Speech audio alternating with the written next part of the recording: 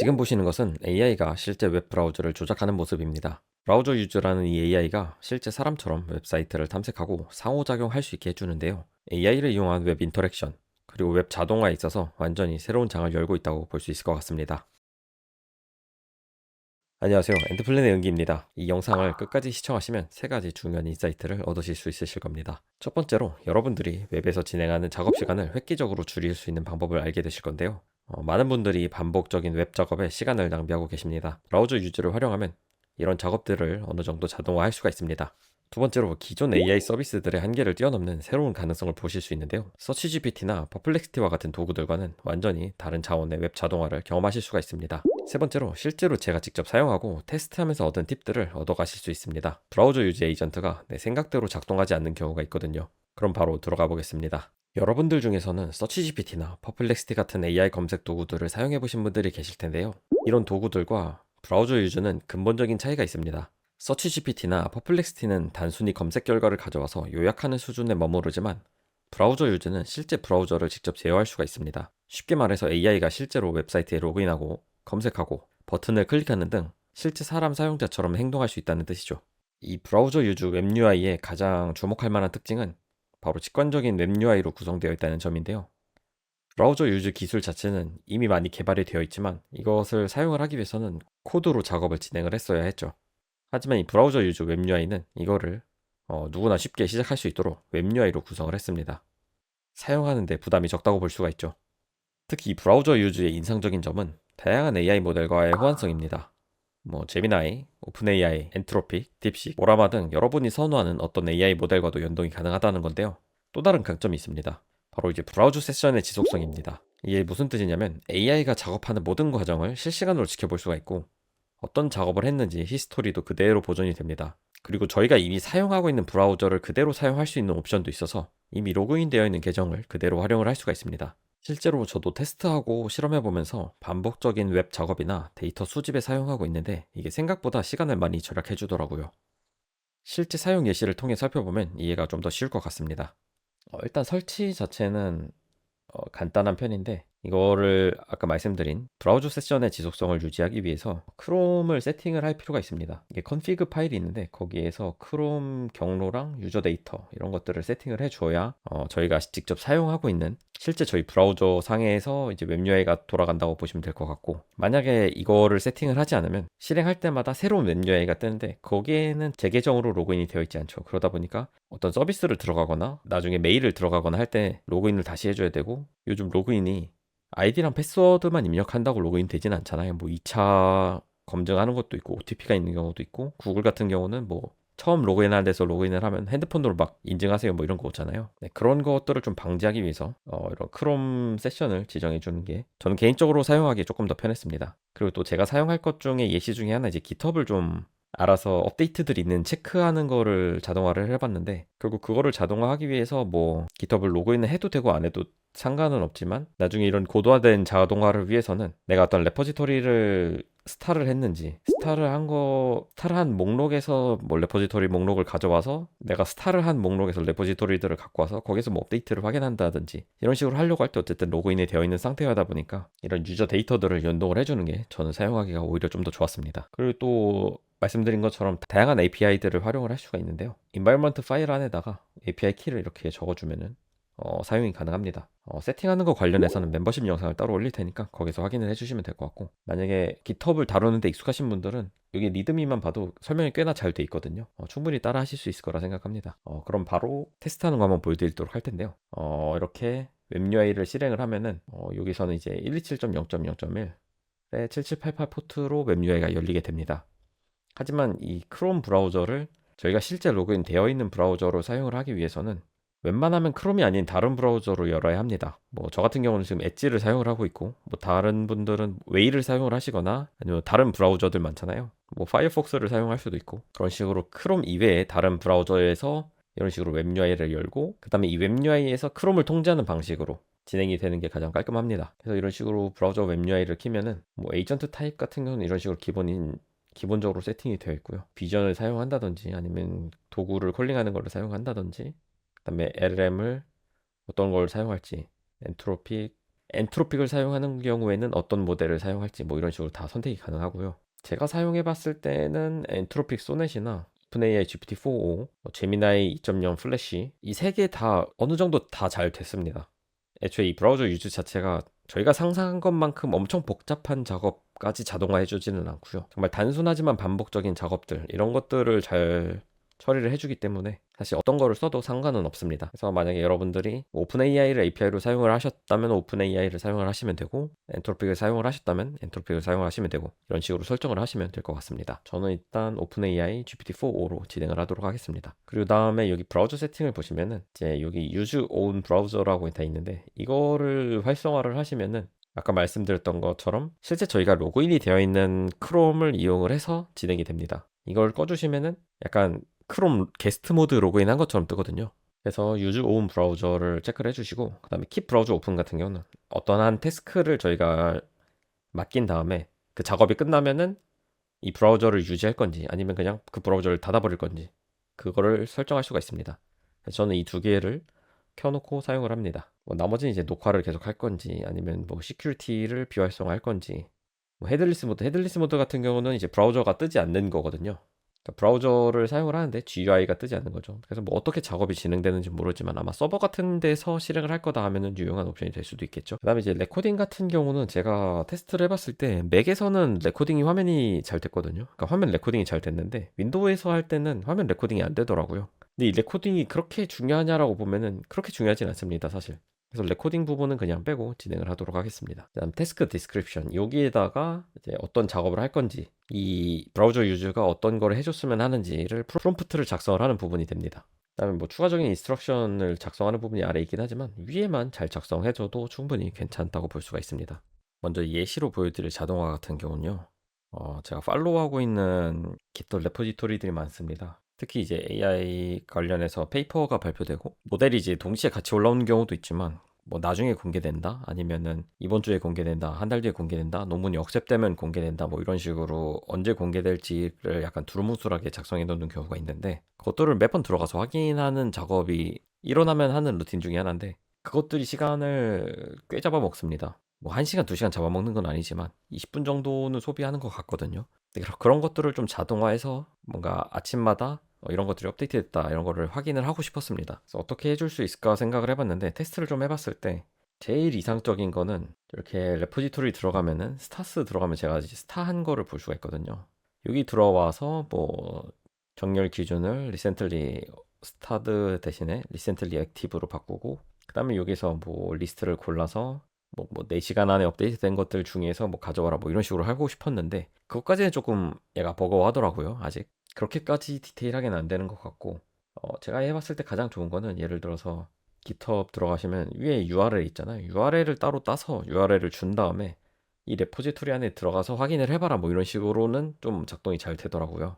그래서 뭐 그렇게 뭐 작성을 하면은, 사실 프롬프트 같은 경우는 이제 저는 이제 디벨로 좀 많이 돌립니다. 디벨로 번역해서 프롬프트를 주는 편인데, 이런 식으로 간단하게 목적과 그거를 스텝을 구분을 해서 줍니다. 이런 식으로 레포지토리 목록에 레포지토리를 이동해서 스크롤해서 리듬의 내용을 확인하고, 뭐 학습된 모델이나 추론 코드가 배포됐는지 뭐 최신 업데이트가 있는지 확인을 하고, 네, 뭐 이런 식으로 그냥 간단하게 작성을 합니다. 그다음 이거를 복사를 한 다음에 제가 이제 리포지토리 리스트라는 거를 언급을 했잖아요. 그럼 이거를 여기다가 만들어 주는 겁니다. 리포지토리 언더바 리스트 중괄호 하고, 리포지토리 리스트를 그냥 단순하게 URL로 박아주는 겁니다. 큰 따옴표 안에. 그 다음에 컴마, 다음 리포지토리. 이런 식으로 하면은 리포지토리 리스트 안에 있는 것들을 알아서 반복을 해서 수행을 하더라고요. 그 다음에 이제 런 에이전트를 하면은, 제가 아까 이거를 오운 브라우저를 켜놨기 때문에 이 크롬에서 그대로 실행이 될 거고요. 한번 실행을 해보도록 하겠습니다. 네, 일단 크롬에서 URL을 치고 들어온 다음에 이 화면이 어떻게 구성되어 있는지를 확인을 하거든요. 지금 리드미로 진입을 한 걸 볼 수가 있죠. 그다음에 뭐 두 번째 리포지토리 들어와서 다시 리드미를 들어간 걸 볼 수가 있습니다. 네, 그 다음에 브라우저 유즈 실행한 CMD 창을 보면 이렇게 태스크 컴플리트 석세스풀리 이렇게 뜨면 작업이 완료된 거고요. 다시 엣지에 들어와서 리절트를 보시면 결과물을 확인을 할 수가 있습니다. 근데 이게 좀 보기가 귀찮게 되어 있습니다. 작아가지고 얘를 늘릴 수는 없더라고요. 그래서 얘를 그냥 꺼내가지고 메모장에다 이렇게 옮겨서 보면 됩니다. 리드미를 좀 전체를 읽었으면 좋겠는데 이렇게 윗부분밖에 안 읽긴 하더라고요. 뭔가 전체를 스크롤해서 가져왔으면 좋겠는데 그렇지는 못하더라고요. 이 부분을 조금 변경을 해보겠습니다. 이용해 전체 내용을 확인을 하세요. 이러면 전체 내용을 확인을 해줄지 한번 확인을 해보도록 하겠습니다. 다시 런 에이전트를 하면은 네, 스타에 대해서는 그냥 진행을 하고 넘어갔고요. 네, 또 태스크 컴플리트가 떴으니까 결과물을 한번 확인을 해보도록 하겠습니다. 뭐 어떤 건지에 대한 설명을 적어두기는 했는데 이런 스크롤 다운 같은 게 좀 잘 안 되는 것 같기는 하네요. 스타 같은 경우는 맨 처음 위쪽에 애초에 이 업데이트 목록이 나와 있었기 때문에 금방 잘 가져오는 거를 확인을 할 수가 있는데 이 망가 닌자 같은 경우는 잘 못 갖고 오는 거를 확인을 할 수가 있죠. 아니면 이럴 때 해볼 수 있는 게 LLM을 바꾸는 겁니다. 그래서 오픈 AI에서 제미나이 2.0 플래시로 한번 바꿔보도록 하겠습니다. 그리고 다시 런 에이전트. 이게 내가 프롬프트를 잘못 썼을 가능성도 있지만 언어 모델의 한계일 가능성도 있기 때문에 여기 보시면은 스크롤을 잘 내리네요. 오, 잘 가져오는 걸 볼 수가 있습니다. 쭉쭉 내리네요. 이렇게 스타에 리드미는 다 가져온 거를 볼 수가 있고요. 과연 망가 닌자도 잘 갖고 올지. 여기서는 리드미를 굳이 들어가지 않고 원래 애초에 리포지토리 들어가면 리드미가 뜨잖아요. 여기서 그냥 진행을 하네요.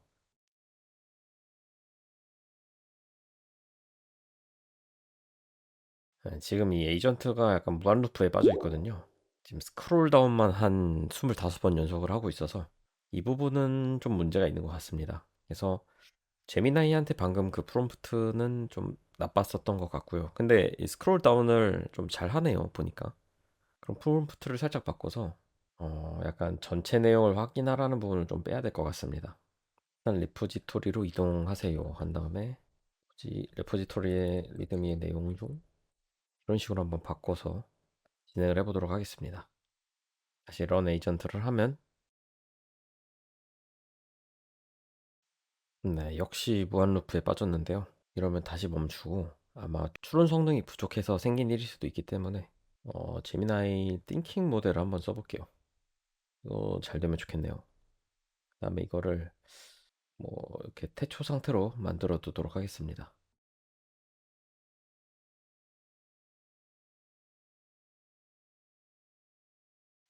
네, 완료가 됐는데 한번 볼까요? 의도한 대로 나왔는지 리절트를 한번 빠르게 보도록 하겠습니다.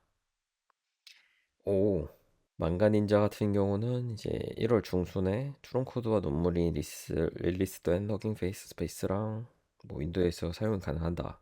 스타 같은 경우는 1월 초에 출시가 되었다라는 걸 볼 수가 있네요.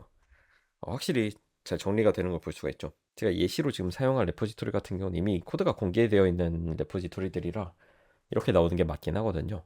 확실히 띵킹 모델이 확실히 띵킹을 잘하네요. 뭐 맞는 말이겠지만 좋은 것 같습니다. GPT-4도 살짝 멍청하기도 하고 그랬는데 확실히 띵킹 모델은 좀 다른 것 같네요. 이거를 잘 활용을 하면은 좀 괜찮게 쓸 수 있지 않을까 생각이 듭니다. 그 다음에 제가 또 두 번째로 사용을 하고 싶은 거는 뭐 이런 레포지토리에 대한 업데이트들도 있겠지만 오픈 AI, 메타, 구글 이런 데서도 모델들을 릴리즈를 하잖아요. 근데 그런 거를 뉴스로 접할 수도 있긴 하지만 그쪽 자체 블로그나 아니면은 업데이트를 제공하기도 한단 말이죠. 아니면은 X 같은 걸 사용을 하기도 하고. 그래서 그런 것들을 사용을 하는데 거기서 이제 업데이트 정보들을 좀 파싱을 하고 좀 추출을 하고 싶었습니다. 자동화로. 그랬을 때 뭐 처음에는 뭐 프롬프트를 간단하게 뭐 오픈 AI나 메타, 구글 뭐 최신 AI 업데이트 뉴스들을 찾아줘라고 하면은 그냥 구글 창에다 검색을 해버립니다. 오픈 AI 뭐 레이티스트 뉴스 뭐 이런 식으로 검색을 해버리는데 그렇게 하면 사실 의미가 없거든요. 그래서 어디 가서 찾았으면 하는지에 대한 정보를 명확하게 넣어주는 게 굉장히 중요하더라고요. X면 X 아니면은 저 같은 경우는 이제 런웨이 ML 다들 아시죠? 젠3 같은 경우는 여기 보시면은 체인지 로그를 제공을 합니다. 그러면은 이 사이트에 들어가면은 최근에 어떤 업데이트들이 있었는지를 볼 수가 있잖아요. 근데 이것도 맨날 들어서 확인하기도 귀찮단 말이죠.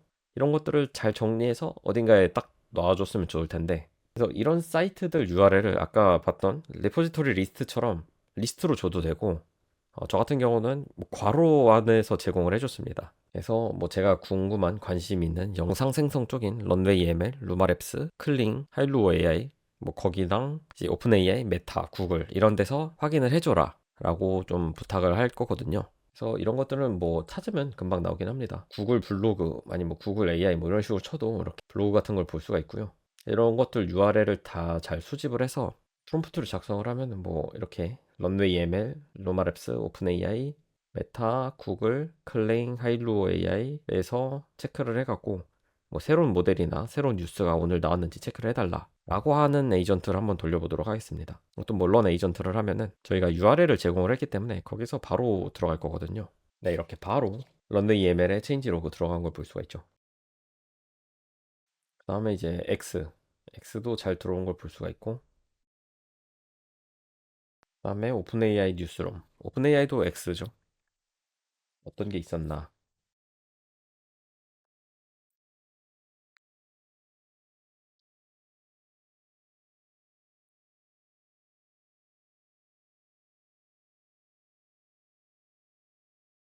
네, 잡 컴플리트가 떴는데요. 한번 확인을 해보면, 네, 여기 보시면 새로운 AI 모델이나 뉴스가 없었다.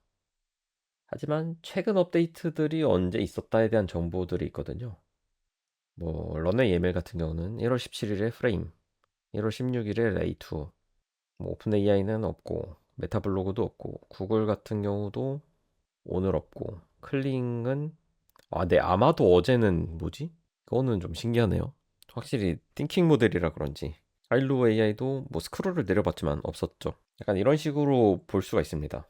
그러니까 이런 식으로 자동으로 수집을 할 수가 있고요. 사실 이 에이전트라는 게 제가 지금 프롬프트 하나에 다 때려 박았지만 얻고 싶은 정보가 있는 위치마다 얻을 수 있는 방법이 다를 거라 생각합니다.